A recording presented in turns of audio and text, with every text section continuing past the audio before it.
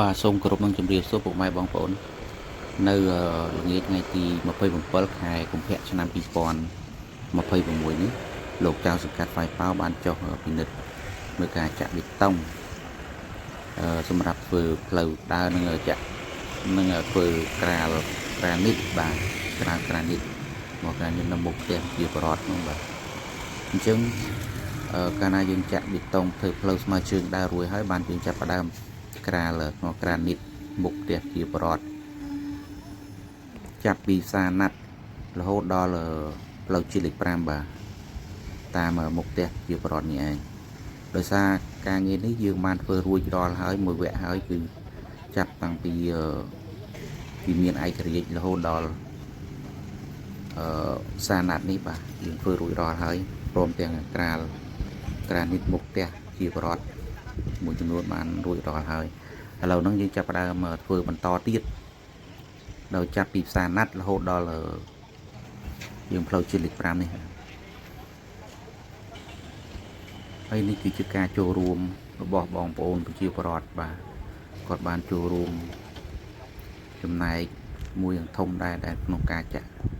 នឹងក្រានិតនេះ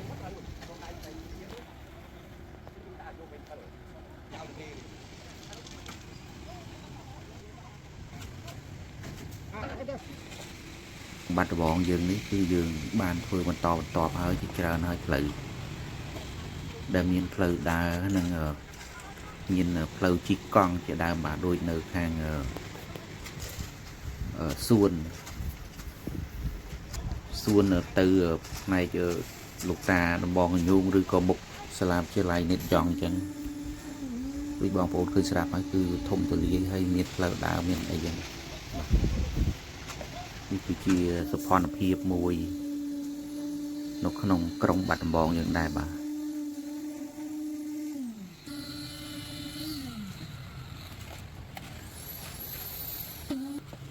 ហើយនេះយើងរៀបចំកាត់តយោនេះគឺកាត់តយោដើម្បីដោតទង់ជាតិនៅតាមមុខផ្ទះគាត់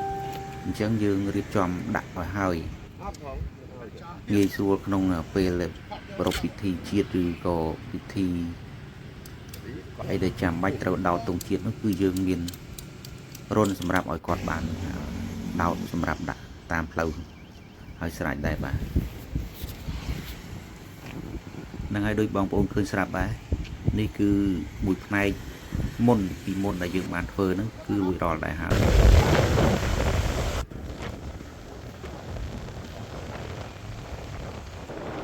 បាទសូមអរគុណសម្រាប់ការ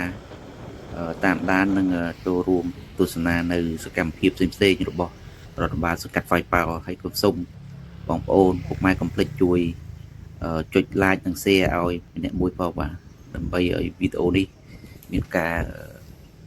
ផ្សព្វផ្សាយបានកាន់តែទូលំទូលាយបាទសូមអរគុណនិងជម្រាបលា